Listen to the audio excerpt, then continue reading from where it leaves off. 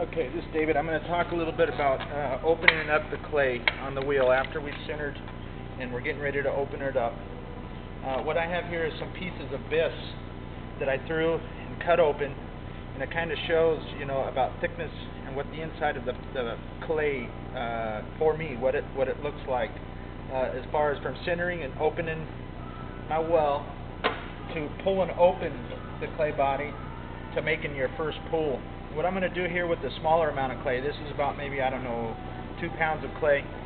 I centered it, and whenever I open it up, my preference is I use my fingers with my other ones on top. Some people will use their thumbs, some will pull them over the top, some will use their hands and use a finger, whatever your preference is. But whenever I dig my well and I come down to my desired floor thickness, and I open it up, what I'm doing is I'm using my fingers and I'm curling them just a little bit so that whenever I pull this clay right open to the middle of my body, right at about 6 o'clock, and my tips of my fingers are curled so where I move that bottom of that clay to create a definite floor and a definite wall at my bottom. What I see a lot of the students have problems with is they want to roll their hand open, and what happens is it leaves almost a U shape in the bottom of the vessel, and it leaves the extra weight down there. It's a little bit harder to get open. If you go into it thinking in your mind that I need to get that floor flat and open to the bottom and create that cove, as I would say, it kind of shows you a little bit about what the inside of the vessel looks like. So I'm gonna open this up to where I open and pull it to my middle body right at about 6 o'clock. My fingers are curled. It's opened enough to where I can compress my floor real good. So literally what I'm happening before I'm getting ready to do my pull up, whether it be with my knuckle or my fingers or a pinch pull, however it may be, but the inside of this vessel of how it looks, and I'm going to show you if I cut it open here, what this is going to look like is the inside piece is coved here, and I cove it here to where I've got a definite, a good strong quarter, maybe closer to a 3/8, close to a half. But this cove in here is where I'm going to start pulling this clay upward and inward. So this is a problem where the top of the clay body is where we want to pull that up into our vessel. So what I'm going to do is I'm going to, there was a question from the Eagleriverpotter who wanted to know about what the inside of my piece looks like whenever I'm throwing larger vessels. And what I'm going to do is I'm going to throw, I have probably about maybe 4 or 5 pounds of clay here, and I'm going to center it and open it up. And so what it looks like from the outside is much different from what I have on the inside. So I'm going to center this up real quick.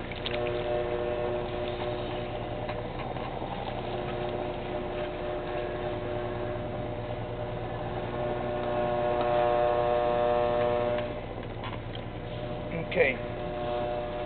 Once I get it close to center, you can see how wide I am. I'm for 4 or 5 pounds of clay, whatever this is. I'm probably width of about maybe, I'm guessing 5-6 inches somewhere in there. So if I'm going to throw a taller vessel, I'll center it a little bit more of a cone shape, get the clay upward.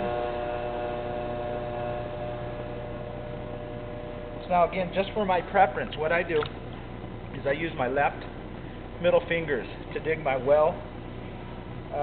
It works for me. It's easier. I can get deeper. I don't have to worry about changing from my thumbs to my finger, and I can do the motion all at once. But what happens is I'll dig my well and get it all the way down to my floor height. Helps me to stay center because I'm locked into the clay here. Rather you use your hands, and it doesn't matter. It's what happens with the inside when I open it up. So when I'm opening it up and I'm just a straight well dug now, what I'm going to do is whenever I'm down to my thickness of my floor and I curl my fingers and open this clay up, get ready to do my first pull. So what you're going to see is me open this right to my midsection, right to 6 o'clock, good and consistent and even. Whenever I get ready to let off, I ease the pressure right off. So down inside my floor is already established. It's flat, and the inside diameter on the bottom of my floor is now actually larger than this diameter I have of the top of my clay. So down below, I have that cove down there that, you know, like I showed with that littler piece. And I have a cove to where it just keeps in my mind that I want to get that clay up the wall, okay? So now what I do is whenever I get my floor compressed good, I've got a good cove bottom down there, first thing I'll usually do is get myself right back on perfect center, and I'll collar this up to the top. I'll speed the wheel up so I'm right on center, okay? Set my rim, clean up my bottom. Now I'm ready to do my first pull, and I'm going to probably do, I don't know, 1 or 2, maybe 3 pulls or something, but I want to cut this open so you can see what I'm talking about for my floor bottom, okay? So when I go down and do a pull, rather it be using a knuckle or using my fingertips or what technique that you use, I'm going to go down and get this clay down in that little cove down there. That tells me how much clay to get up the body. So I'm going to make this pull, and you can see it automatically tells me where my fingers go on the inside, and I'm able to make this pull coming upward, okay? Letting off pressure at the rim. Easy off. Set my rim. Clean my bottom. Collar. After every pull, I collar.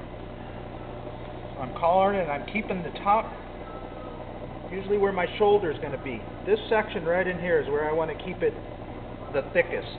And that's where I'm going to either stretch out or I'm going to utilize it for my last pull.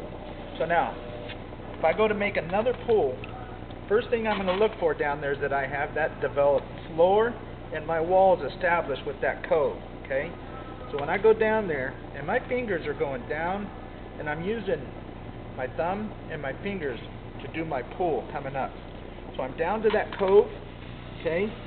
Finger on the outside, I've got a good trough here, a good notch that tells me to get that clay up.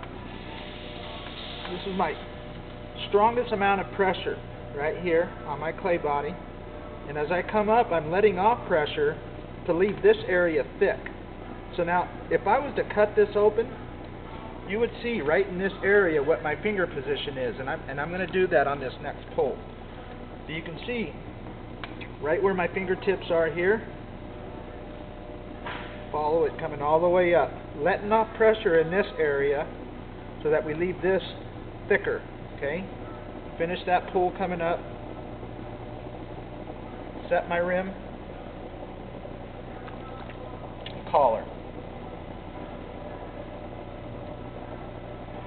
Okay, when I collar it, it thickens those walls and keeps me on center, okay?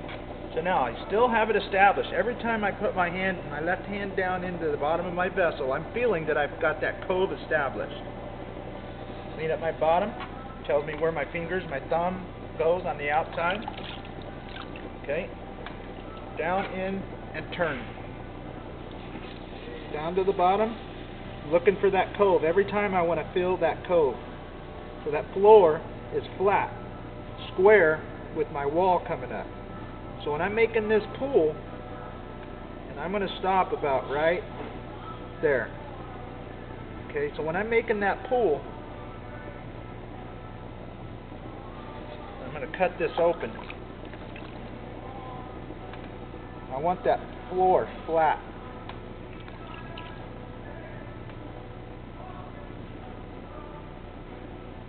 Get the water out.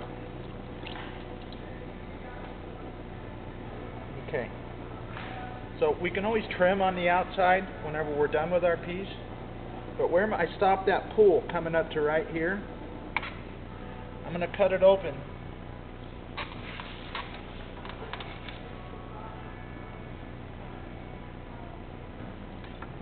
So what I had here is it shows you where I have that cove down here, and that's where the clay's coming up. This is where I stop my pull, so you can see if I was to finish that pull coming up, I would leave this thicker so I can utilize it coming up. But what you have is where you get rid of this thickness right here with that cove. So it's getting this clay square with the floor up to my wall and getting that clay upward and up into the clay body, up and inward.